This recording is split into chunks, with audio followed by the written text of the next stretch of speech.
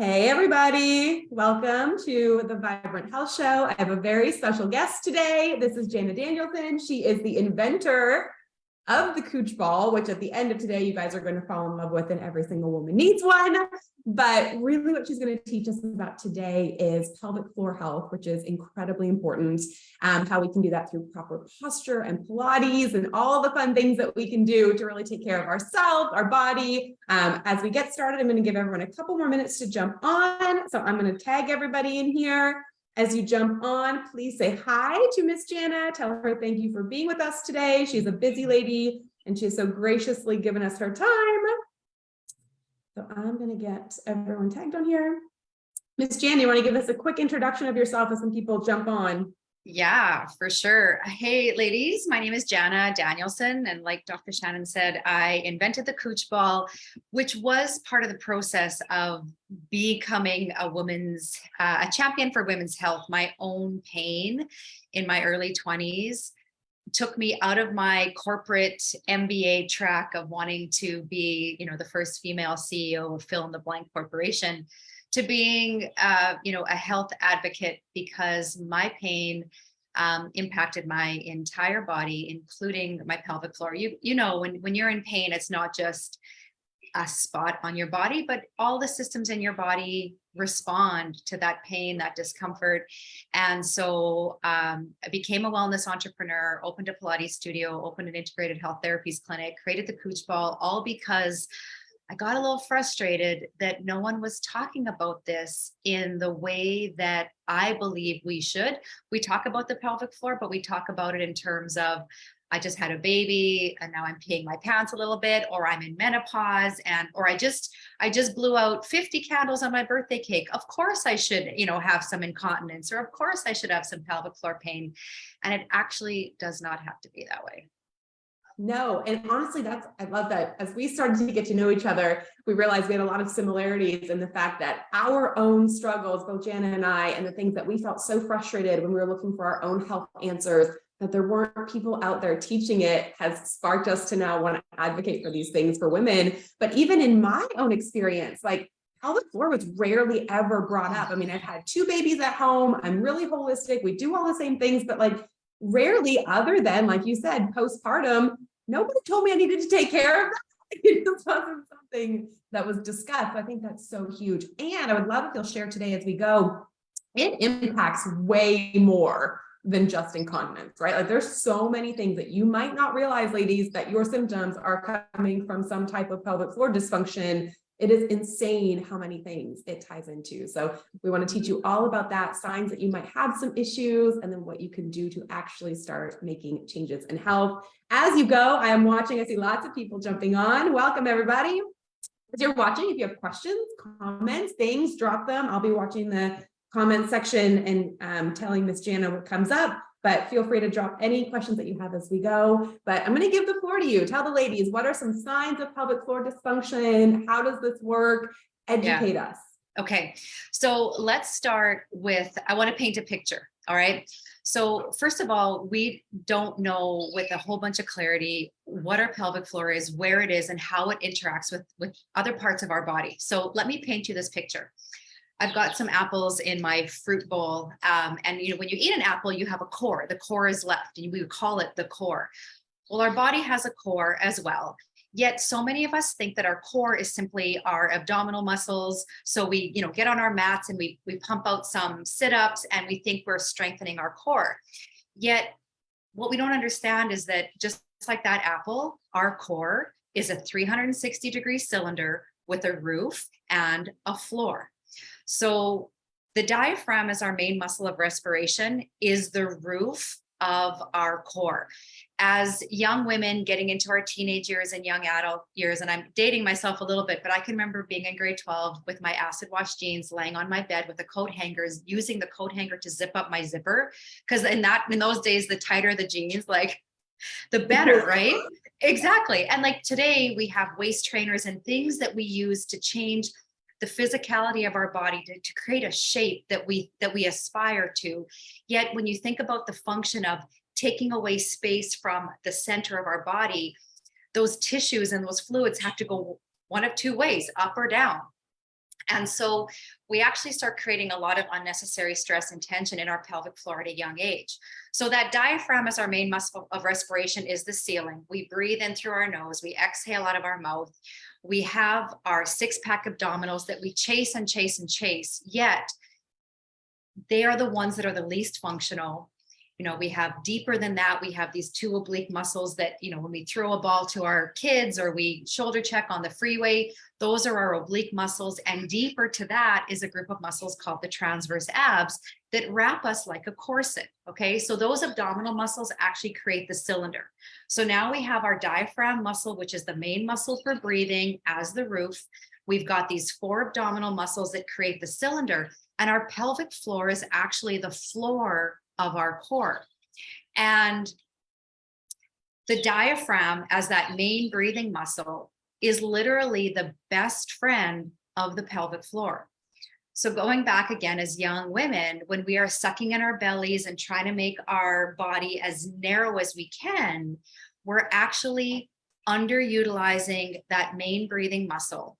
We overtax the muscles in our neck, which are secondary breathers. So they're kind of like the best supporting actress in a role. We're asking them to all of a sudden be the leading lady. And they're like, wait, that's not my job. My job is to support.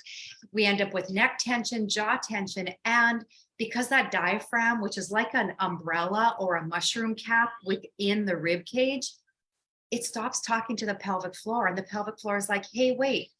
If the roof isn't working, why should I be working? So our pelvic floor eventually starts to go on a permanent vacation.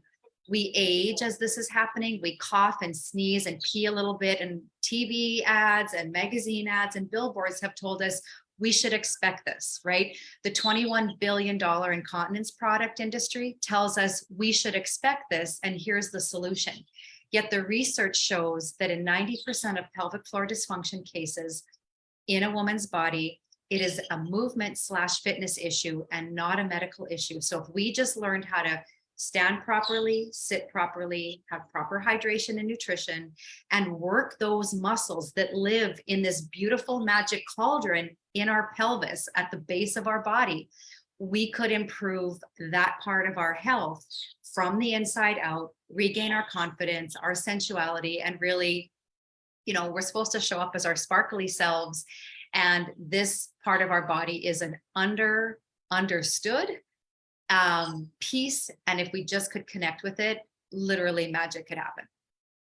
Yes. Okay. So a couple of points I want to hit back on that you said. One, did you hear her say that pelvic floor issues can be the cause of your neck tension and your jaw pain? I've had so many women, jaw especially, I'm hearing that so much more recently than ever before, that there's all this like TMJ issues and jaw issues and all the neck tension and chronic headaches. It's all connected, right? You can do as much as you want up here, but if you're not going back to the root where it connects and you're not finding relief, start thinking about what else is going on in the core and the pelvic floor. That's huge. And that incontinence and pelvic floor issues is not an age-related issue. It is the fact that we just neglected that area. Of course, there's dysfunction when it's been neglected for decades. It's not something that's normal just because it's common, and learning to properly just support all of those muscles is such a game changer for so many women.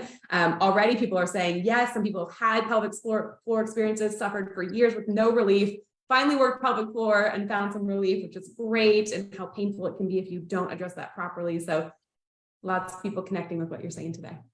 Yay. And, you know, I just want to touch on, you know, you asked to loop back to the question around what other experiences can women have that you may not connect the dots back to the pelvic floor. So cold, tingly feet is actually, like, if you're someone that's been like, oh my gosh, my husband won't let me put my feet on his legs when we go to bed at night because they're like ice cold.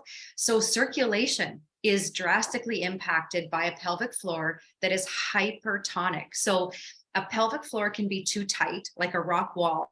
You know, if you give your kids sugar and they get hyper, there's too much energy, too much activity.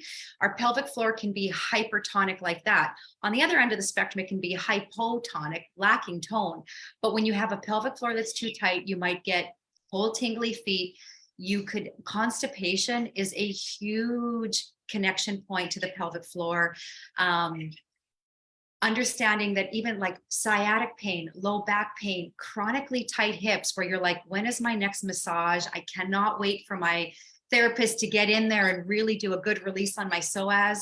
Well, those are just symptoms of a pelvic floor that has a lot of tension. You can imagine if an elastic band, or a slinky. Remember in the 80s, that slinky, such a wonderful toy that it would go down the stairs. Imagine a slinky that didn't stretch. It wouldn't really be a wonderful toy. That's what our pelvic floor is like. And then sprinkle in the fact that we love wearing a nice pair of heels and, just our posture, where our body's weight is distributed through our feet, can absolutely impact how that pelvic floor is responding to simple activities of daily living as walking. Yeah, that's huge. Okay, the circulation thing, it makes sense, but I never really linked that together. So yes, definitely. I have some women where we look at thyroid hormones and they look good, and there's no other reasons that are showing up, that it could definitely be some pelvic floor stuff. That's big. Mm-hmm. Okay, so let's say they're identifying, yes, I have the chronic tension. I know I have some incontinence issues. I have the circulation issues. Also, for a lot of women, if you feel like you can't tighten those lower abs, Yes. right? Like, I'm trying so hard. I hear that all the time. Trying so hard. I've lost the weight and feeling better, but I cannot get any definition or tone in my lower abdomen. That has huge pelvic floor connections as well. So let's say they're hearing this, they're thinking, yes, that's me. Where do we go from there? How do you start, right? Like, okay, I have a pelvic floor issue. What do I do? Now what? Yeah. All right. So first of all, I'm a huge proponent of pelvic floor physiotherapy. I think an internal examination is truly a great place to start, and finding a practitioner who you can connect with, because sometimes you do need that internal release, especially when there's lots of tone.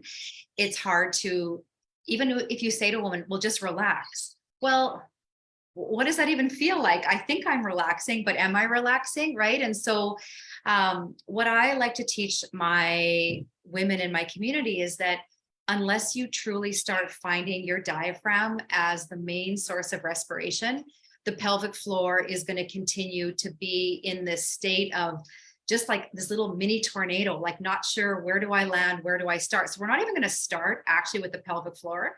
We're going to start with the roof, with our breath work. And so a really simple way to understand, like, how do I even know if I'm using my diaphragm? If you can get your hands on your body and place one hand on the sternum, which is this flat bone just at the center of the chest, and one hand on your belly button, you can kinesthetically or with touch feel, am I a neck breather? Or am I a diaphragmatic breather? So when you breathe in through your nose, like you're smelling a fresh baked apple pie that just came out of the oven, you want to think of the bottom hand. If it had a bullseye on it, you want to send your air into that bottom hand, into that bullseye. All right. On the exhale, you open your mouth slightly. The tongue comes away from the roof of the mouth, and you make this HA sound, and you draw that belly button away from that bullseye as it comes in toward your body. All right. So if you're thinking, we'll do this a few times, but if you are, my gosh, I can't get anything to my bottom hand, I'm here in my top hand, you're what I call one of my beautiful little goldfish. And you have learned to use your gill muscles in your neck to be your main breathers. So we need to unwind this ball of yarn, ladies, before we actually start to rework the function of the pelvic floor. So let's just try 3 of these breath cycles and really hone in on that bullseye of the bottom hand on the inside of the palm. So let's inhale through the nose. And on the exhale, think of the belly button melting away from that bottom bullseye. And really the top hand is just a placeholder. Inhale again. And if you really focus just on what that looks like, what that feels like with that bottom hand, inhale and exhale, go within. Okay, so that's where we start. And I would just say, you know what, morning, night, and once in the middle of the day, if you can just find 6 or 7 of those breaths, because we have to rewire the neural network, right? This isn't, when you have to upgrade your operating system on your computer because there's been some upgrades, that's what we're actually having to do. So instead of just focusing on a symptom that you are experiencing related to the pelvic floor, like Dr. Shannyn said, we're going to take it slow and steady, like the tortoise and the hare, that that Aesop's fable, we are the tortoise. We are slow and steady wins the race. We start with our breathing. That way we create the environment to start to learn how to use the pelvic floor in a more functional way. So when we pick up our bucket seat with our baby in it, or we pick up bags of groceries, the pelvic floor is going to learn how to respond because you've actually been training it to do that. So that's where we start. That's huge. So tell me, you guys should have been doing that with us, right? The rule is you don't watch us heal, you heal with us. But tell me in the comments, did your bottom hand move at all? Because I know when I started doing breath work years ago, mine didn't move at all. I was trained from years of stress. Maybe we can touch a little bit on just trauma and how that relates to the pelvic floor. But I was that shallow breather. My neck muscles, I can look back at pictures, they would pop out. They were so tense, like I could physically see the tension on my body. And the first time I tried to do that, there was no movement in my bottom hand.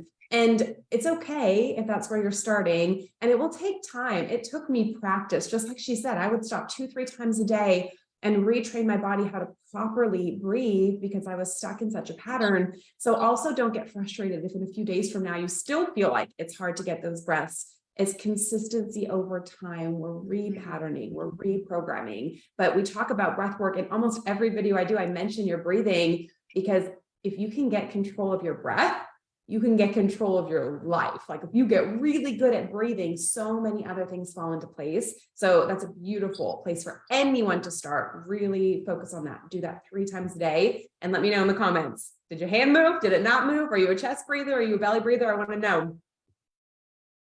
What's next? Okay, so here's what's next.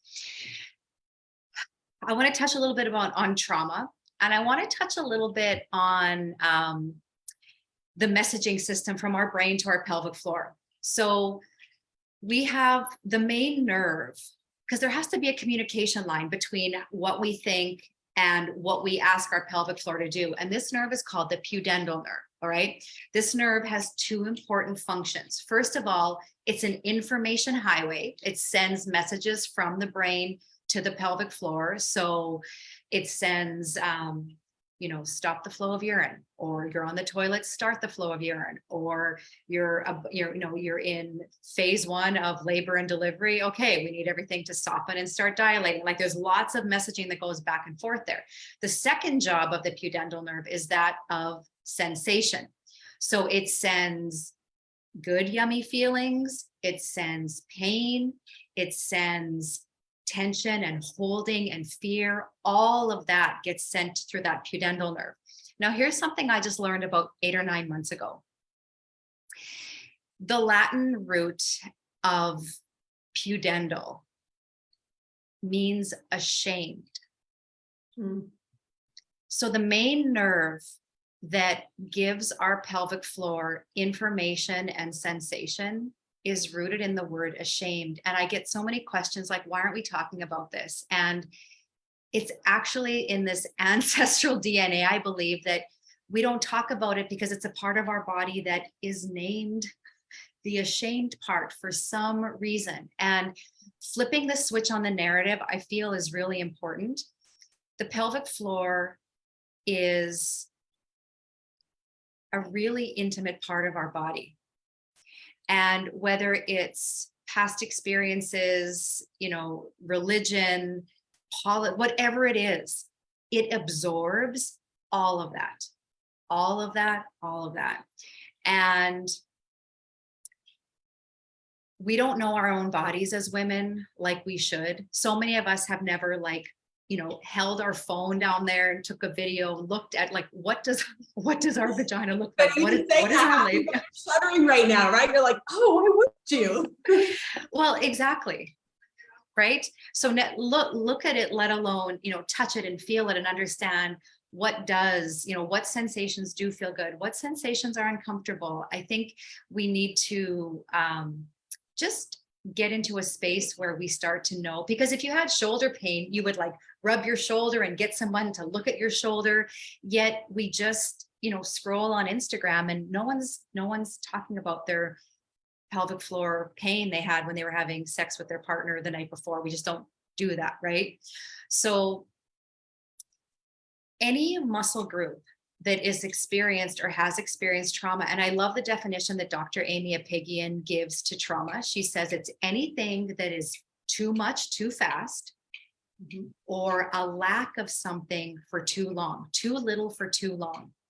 And because initially I was like, well, I've really never had a traumatic experience. Yes, I've had 3 births. But when she put it into that term, I was like, oh my gosh, like we deal with moments of trauma probably on a regular basis that we don't necessarily understand. And it gets absorbed into our body. And we become these memories of all of these moments that we don't acknowledge in a way. And then we wonder, what is that back pain about? Why all of a sudden, do I have this discomfort, between my legs? And understanding that the physicality of the pelvic floor relates to the emotionality, the energetics, and the spirituality is really important. So from a physical perspective, when any part of our body is lacking oxygen-rich, nutrient-rich blood flow, any part of our body, any muscle group, that muscle it's going to be like there's a boa constrictor snake wrapped around it and suffocating it. It's eventually going to die. So that's why we take foam rollers or little tennis balls and we roll them around in our body when we have aches and pains to create this blood flow. The pelvic floor needs a way to welcome oxygen-rich, nutrient-rich blood into it so that it can start to heal. Without the environment for change, the change is challenging to experience at a really functional, root cause level. Yeah. And I think people understand this for most other forms of healing. We just don't talk about it in terms of pelvic floor. So to touch on a couple of super important things you just said, we talk often in this group with my private clients about the relationship between trauma, but even just stress, even just neglect of self over time being one of the roots that we have to address for healing of all forms, right? And for women, we hold a lot of that in our womb, in our pelvis area. That is where a lot of those stresses and tensions go. And people automatically think, well, it must be some type of assault or abuse. And that's what kind of creates those things. It doesn't have to be that massive. For some of you, it is, right? Some of us, myself included, have very big traumatic experiences we're healing from. That's incredibly important. But there's a lot of other things, like maybe not feeling like you were paid enough attention to, being in a marriage that doesn't have the passion anymore. Maybe there's concerns with your children. It could be overworking yourself and not taking time for self-care. All of those are mini traumas over and over and over again. So don't remove yourself from the trauma conversation just because you haven't had a large trauma. I'm happy you haven't, but our society, unfortunately, is just stacked with daily mini trauma. And for a woman, we hold that in our pelvis. That is so common. So working through that is going to unlock a lot of other areas for your healing as well. So this is for everybody, right? This is not for a woman who's had trauma. This is for every woman. If you have a pelvis, if you have a pelvic floor, like this is for you. You need to pay attention to this. So that's huge. And then thinking about healing, you're exactly right. Oxygen and blood flow. We talk about being able to get movement and free flowing when you have other types of injuries, or making sure your bowels are moving. If you're constipated, your gut's unhealthy. Like you've got to have movement in all areas to be able to properly detox and heal. The same thing goes for your pelvic floor. So just thinking of that in terms of other areas you're trying to heal, the same principles apply. Exactly. Awesome. And I was just going to mention, you made me think of something really important when you just talked about, the whole trauma piece and our sympathetic nervous system, which is that, fight or flight. We wonder sometimes as women, why is our metabolisms, doesn't feel like it's, it's stagnant. We just feel like bloaty in our body. We're just not feeling, we're feeling out of sorts in our own skin. When we are holding that stress, tension, trauma, it's going to impact the sympathetic nervous system is going to think, oh my gosh, I got to protect her. I got to protect her. Right. So then we get the burst of adrenaline and cortisol and all these stress hormones. And the body is designed for that 100%. There's this parasympathetic rest, digest, this beautiful yin and yang that's supposed to happen.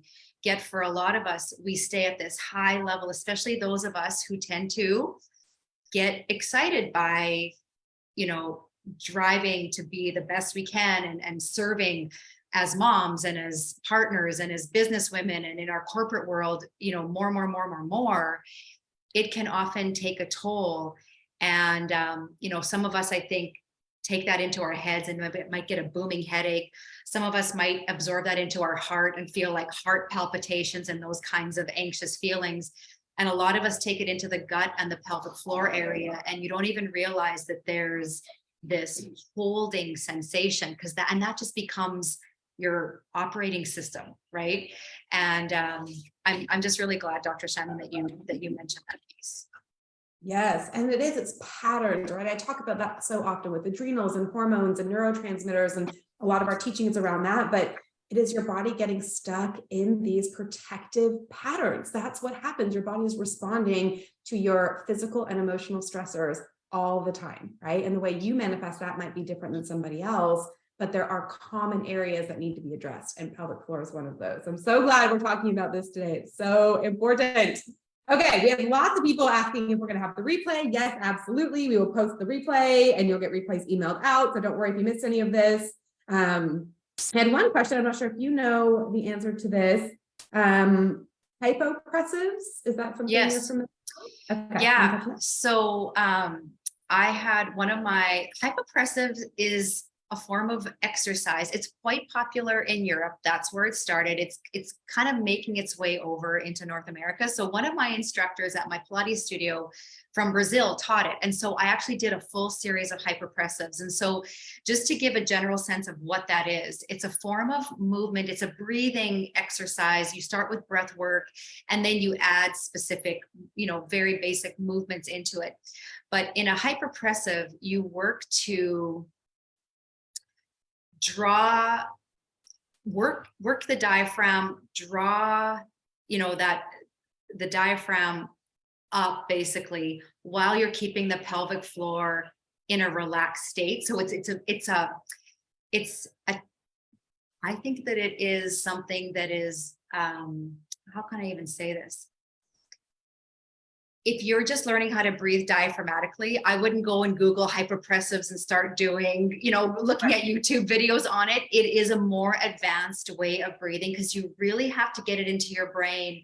I am holding this position, which when you hold something, there's usually tension, right? If you were lifting doing a bicep curl and holding, you'd be creating tension. So you're creating tension in through the abdomen, while the pelvic floor is, more at rest. So I love hyperpressives. I think that they are a very great tool to use in women's health, in general.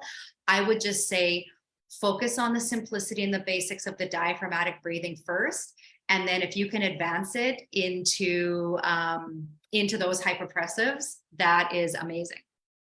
Yes. And we're going to give you guys some other tips of places you can start that might be a little bit more advanced than a lot of people are ready for, and typically takes somebody guiding you through it as well, right? To perspective. So hang in there in a couple minutes. We'll tell you other things that you can do to start. So the diaphragmatic breathing, number one, being aware that that's a problem, right? Starting to identify if you have those tensions and those issues, making sure that you are addressing any of those traumas. Like those are the first places for you guys to start thinking through. And then what from there? So they know they're going to work on their breathing. They're identifying how it's showing up in their body. What comes next? Yeah. So where our bones are living is really important. Now you might think back, you hear the word posture, you might roll your eyes and think, oh, I can remember my mom, or I remember my teacher telling me to sit up straight, sit up straight, sit up straight. But no, I have on my posture all the time. So. Okay, perfect. All right. So I just want to talk about standing posture and seated posture in a real basic way. So if you think about our feet, we have 26 bones in each foot. There's a big bone at the back. It's our heel. It's called the calcaneus. And then there's 25 other little small bones, odd shaped bones. Small bones in our body, our hands, our feet, our spine are meant for movement. Big bones like our arm bones, our leg bones, and like this big heel bone are meant for bearing weight. Most people in society, and we put on heels, it exacerbates this. Most people live with about 80% of their weight on the front of their foot. So what that does is it turns our quadricep muscles on, those big muscles at the front of our legs. It allows our glutes, our butt, to go on a permanent vacation. The hamstrings, which run at the back of the body from the glute to the back of the knee, don't have to do much work. We create this, we call it sway back. So you can create this overarched look to the spine. Puts a lot of unnecessary stress into the lumbar area of the spine, that low back area. It can impact our digestion. It can impact our circulation. And because the pelvic floor is like this beautiful hammock, as soon as we bring too much weight forward, have you guys ever tried to lay in a hammock at the edge of the hammock? It doesn't work. You're going to either flip out or flip to the middle of it. That's kind of what we're doing with our pelvic floor when we have too much of our weight forward. So it exacerbates all these issues that I just talked about. And because we're on a planet with gravity, it puts a lot of stress on our beautiful hammock. What we need to do to fix that is understand where to place the body's weight through the feet. So the formula is about 60% of our weight back into that heel bone and about 40% of our weight across the widest part of our foot. It's called the metatarsal. So it's not the toe pads. If you were going to, make little toe prints, it's not there. It's where the toes connect into the main part of the foot. Those are your metatarsals. That's how you want to bear weight through your foot, which is our stage. We perform on our stage every day. Do you want to perform on a stage like at Carnegie Hall, or do you want to perform on a stage that's like rotten 2x4s where you might fall through? So understanding where you place your weight. And you guys, I'll tell you this too. We can get a lot of, like, the belly can look bloated and puffy and distended because the tissues respond to the bones. So if our bones aren't living where they should, the muscles, the tissue, the fascia is also going to respond. You can actually make yourself look taller, more toned when you have your body in the right posture. And then it takes more work to hold you there. So you're going to be, working that metabolism in a different way. Just simply because you understand where your bones should be living. I mean, just looking at how the way your body looks changes when you're in the right posture. And even you were saying about the way you bear weight and that everything kind of goes lax. A lot of women, especially as we age, you start feeling like my butt's getting flatter. Like I don't have that definition between my hamstring and my butt anymore. Like I used to have this cute little butt and now like it's all just kind of one shelf in the bag. That is from exactly this. We have spent decades not holding our posture properly, not turning those muscles on. They got lazy. They just become this like flat butt in the back. And no one wants that, right? Like get that booty back from posture. You don't have to go crush it at the gym for hours. Properly train those muscles and the natural definition comes back. Absolutely. Yeah. And then from a sitting perspective, if you think of those bony bones in your butt, they're called the ischial tuberosities. You can call them sit bones, and let your ego get out of the way. If you're sitting on your chair right now, move the flesh of your butt out of the way so you can feel those two bony bones. When you're sitting, really do it. Wait, make them really do it. That's yes, no, totally. Yeah, like move your butt. If you're at work, maybe wait and do it later, but move the flesh out of the way. And if you're on like a really fluffy chair or couch, it's harder to feel. So if you can, get on a harder chair or the floor. But when you're sitting, optimal posture is when those bony butt bones become your feet. Okay. And now I'm a golf mom, and if I'm going to use a golf analogy, so there's you put the tee in the ground and you put the golf ball on top and then you drive the ball down the fairway. So many of us, especially women, will sit with our body tipping off the front of the tee. And again, just like when we're standing, we get that unnecessary stress and tension in the low back. We get, I call it a velociraptor neck, where the head kind of pops out like that Pez dispenser candy we used to eat as kids, right?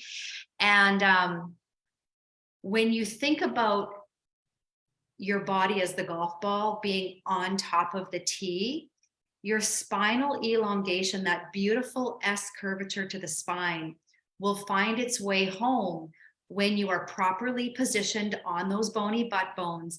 And you imagine your head, if you were driving your vehicle, if the back of your head was gently resting against your headrest, when you get the two endpoints more properly positioned, what happens in the middle, the body will know. Okay. Now you may have over time created, too much of a curve, or, the curves have gone away, but that's at least a starting point to understand that when you put this on your radar, it actually starts to shift the way your brain is wired to where you hold your body. Now, I do want to say, Dr. Shannyn, before we move on, is that if you're fixing your posture and that's not where you normally live, your body may give you something called fatigue that feels like something called pain, because you're loading muscles. You're asking muscles to do work that you haven't asked them to do in a very long time.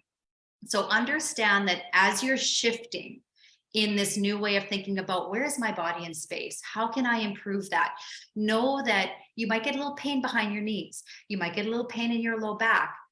Careful that your brain doesn't say, stop doing that. That hurts you, because you're trying to, it's like the 80s Etch-a-Sketch we used to play with when we made all the boxes and then we gently shook the Etch-a-Sketch and started fresh. You're trying to start fresh, but know that your body might give you a little bit of a poke saying, I don't actually want to live there. And it's important to be like, no, we're just moving down the street a little bit. We're not moving countries. So trust, right? That's important. Yeah. And it's just rewiring those patterns, right? You are so stuck in these patterns, which is what is creating your problems. We're unwinding them slowly but surely. And it's several times during the day, I still find myself, right? I'm always at a desk. I'll find myself hunching over. It's like, okay, just reset, remember. And then an hour and a half later, I might notice I'm doing the same thing again, or I'm leaning back. I'm like, okay, reset and remember. And just continually going back as many times a day as you catch yourself. And it's going to become second nature, but it's going to be clunky at first, right? Just with the breathing, it's clunky at first. And I believe that's why most people don't keep up with it, because for the first week or two, it's going to take you constantly thinking about it, constantly re-reminding, continuing to just shift around. But if you keep up through those first couple of weeks, it's going to become your new pattern. And when you have a new pattern, that's when you're getting the full benefit of that healing. So don't give up because it feels heavy and clunky in the beginning. Keep going, because all of the change happens when this becomes your pattern. Exactly. That's exactly it. And it's not gonna happen overnight. So for those of us that have gotten so conditioned to be like, I'm doing the 21-day juice cleanse and I'm going to have a whole new body after 21 days or a whole new mindset, it really isn't that. And understanding that it truly is the baby steps. The body I want you to become connoisseurs of your body, just like we become connoisseurs of fine wine or fine food or, nice fashion. Get connected to your body. It's a brilliant communicator. We just sometimes have been disconnected for lots of reasons, and we don't know how to speak its language. This is how we start to learn that. Yeah, 100%. I say that all the time. Your body is always doing something on purpose, always. And if we become better at asking, why is my body doing this, instead of what can I do to take it away, right? Our first thought is like, oh, how do I get rid of the pain? Oh, what can I do to lose that 10 pounds? Oh, what can I do or take to fix the issue? Asking those questions have got us in this chronic illness and chronic pain state. Slow down and ask why your body's doing it. What's the dysfunction that it's trying to draw attention to? And if we get really good at just asking why our body is doing things, it's so much better to care for it properly. Absolutely. Love it. Okay, so tell them about the Cooch Ball. Okay. So, okay. Well, and so I'm the mom of 3 boys, and I took the naming of this product just as seriously as I did the naming of my children, because I wanted people, first of all, I wanted to be a little fun and sassy because I like that. And so the Cooch Ball is literally for your cooch. All right. Remember, and it's co-branded. So for the guys in your life, we've got cooches, they've got gooches. It's the Cooch Ball for guys. Earlier in our conversation, I talked about when there's a lack of blood flow to any muscle, that muscle is not going to function as it should. Okay. It's like if you had a plant and you didn't water that plant, it would still be in that pot for a while, but over time you would see the leaves start to wilt, you would see the soil start to crack a little bit. It's the exact same thing in our body. We need to supply blood flow to the pelvic floor. The mom of 3 boys, when these guys were young, I did some work with Dr. Bruce Crawford, who is a urogynecologist from Reno, and understood his research. And I was like, how do we get blood flow to the pelvic floor? A foam roller didn't really work. I didn't want to create something that you had to put inside. There's lots of those types of, devices out there. Pelvic floor physiotherapy, as I mentioned before. I wanted something I could throw in my backpack or take on a trip that I could do for 3 minutes. And that's what the Cooch ball is.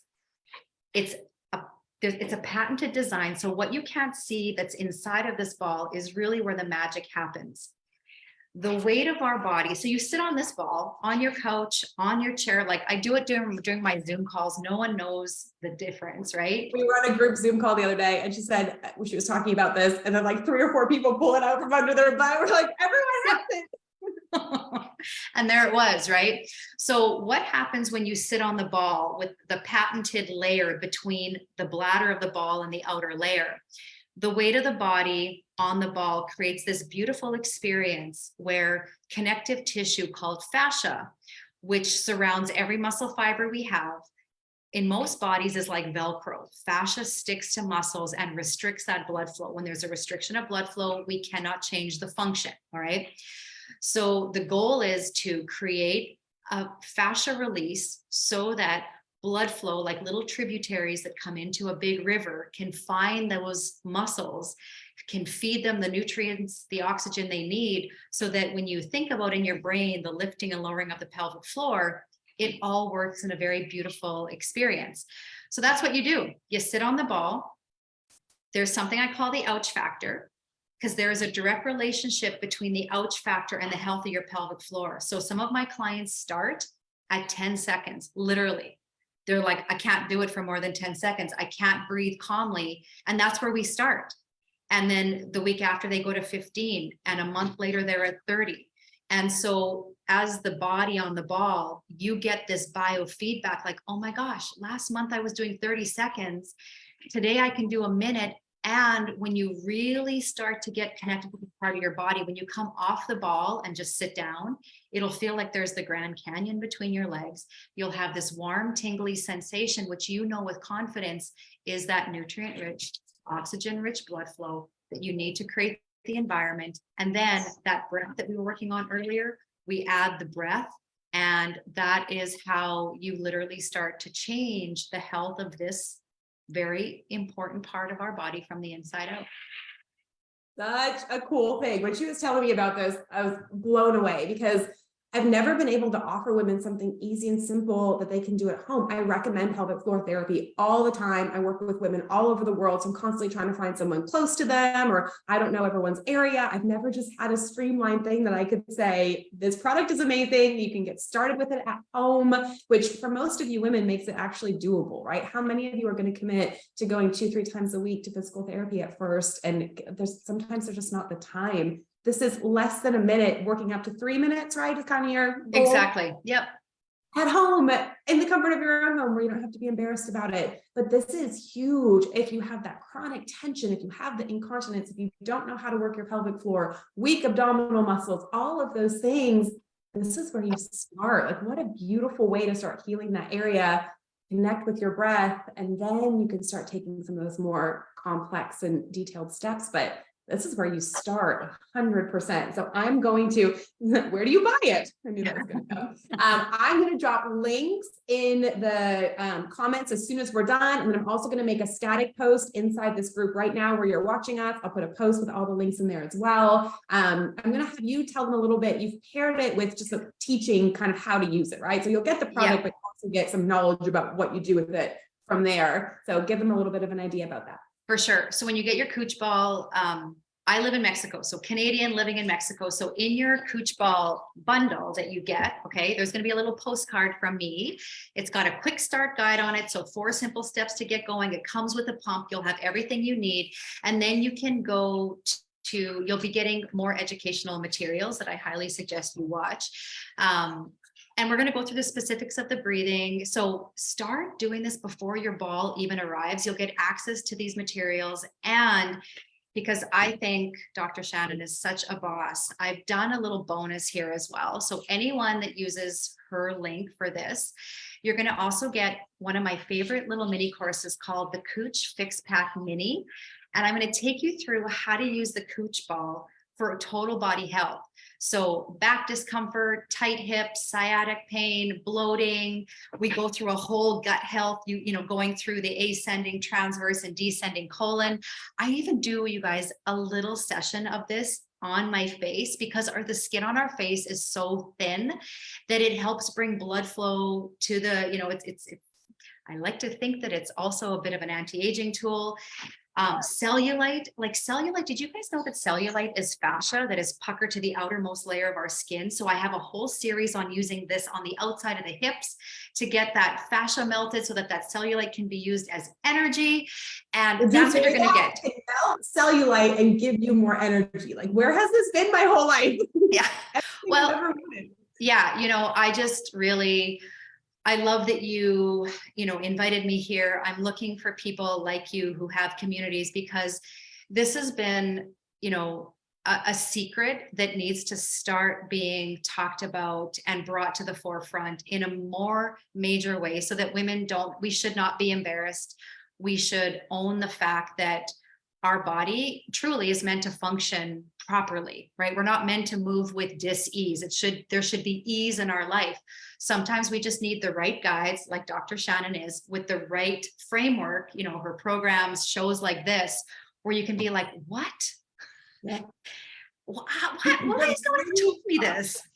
Yeah. My lifelong mission is just to let women know that they have options for their healing. I feel like it's like these kept secrets, like unless you know the person or somebody has referred you to somebody, the general population of women don't understand that there are so many wonderful, natural, simple, effective things that they can do to take care of their body that isn't a medication, a birth control, a drug, or a surgery, yet that's all we're offered. And you guys have no idea. There's so many cool things out there. I'm committed to continuing to bring those to you guys, right? Meeting people like Jana and seeing what they're bringing to the world. This is huge. Pelvic floor dysfunction is a major issue that is not addressed appropriately. I did just drop that link in the comment section right now, and then I will also make a post about it after, but you are going to want to grab this for sure. And truly, when she told me the cost of it, I was shocked. I was willing to pay a whole lot more than what you charge for this. So I would have paid way more. Do you want to give them a little bit of an idea, just cost on this, what they're getting on it? Yeah, for sure. So it's $39.95.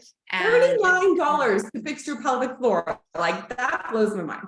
Yeah, you know what? I went to the grocery store back in my hometown and I was like, what would it cost me for a month of pads, of, whatever kind of pad if I was having incontinence? And I was like, okay, so in 2 months, I would pay for this ball if I was using that as a solution. So, yeah, it's just, it's a complete system. And like anything else, if you get it and it sits in the bag, or you lose it, or it goes into your kid's toolbox or toy box, it's not going to do what it was designed to do. So do yourself a favor, just like brushing your teeth or washing your face at night.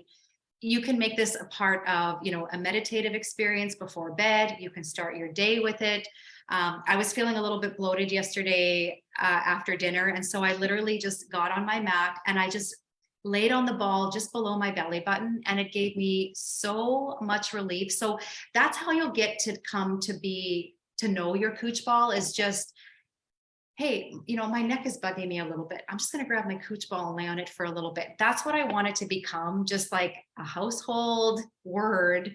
And I do want to say, I've had moms use this. So I've had moms approach me with their tween sons and daughters that are like 10 and 11 years old, that are still wetting the bed, don't want to go to friends' houses for sleepovers because they are just so scared of the thought of having an accident. And you know what, ladies, even in our young children, their pelvic floors can be tight. And for a lot of, young kids that are going through bedwetting, that are like just really horrified, sometimes it's a pelvic floor issue. So I've had moms get this for their kids. My husband swears by it. He's like, I can get 20 extra yards off the tee when I drive the ball. Erectile dysfunction, a lot of erectile dysfunction is a pelvic floor issue. When the pelvic floor is too tight, blood flow cannot get to the penis.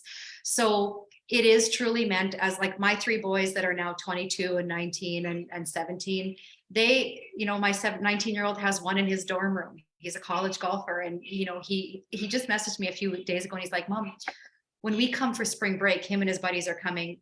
Can you leave some cooch balls? Some of the guys want one. And I was like, absolutely. So it really is not just like you mentioned earlier, Dr. Shannyn, every body on this planet has a pelvic floor, and it deserves to be functional because it impacts our confidence, it impacts our pain, it impacts how we sleep, our sensuality, all of that. And I just want to help people, reconnect to who they are meant to be.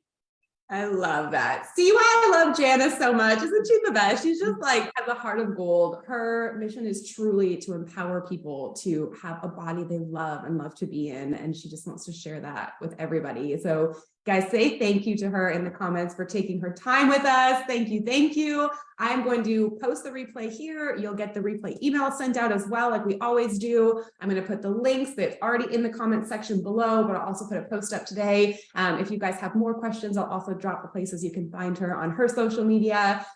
Follow her mission to heal pelvic floors everywhere and give people back full function, which is such a beautiful mission. But thank you so much. Is there any last words, parting words, anything you want to leave us with today? Yeah, you know what? In a world where there can be so much noise with all the information we have at our fingertips, you can Google and diagnose and it really does come down to the simplicity of, self-care is critical, absolutely. And if you reverse engineer that and focus on cell care, what do my cells need so that they can be the most vibrant cells that become tissues, that become organs, that become systems? And it honestly comes down to breath, hydration, posture, movement, and sleep, those basics. Even if you just picked one of those, and remember that moments become momentum. Doesn't that sound familiar? I feel like that's what I tell you guys every week. So I love getting reiterated for that. Choose something. Anyone can make a change today. If you're not breathing properly, start there. If you're not drinking enough water, start there. Stack these little wins on top of each other. And that's how you really get that vibrant health that you guys are all here for. So thank you so much. I love your message. I love you. Thank you for being here. Everybody get a huge ball for real. You will not regret this decision. Best thing you've ever bought. I'll drop those links everywhere. And then I will be back again next week with another live show. And we'll get this replay out for anyone who missed this awesome information. So thank you guys so much. Have a great rest of your day.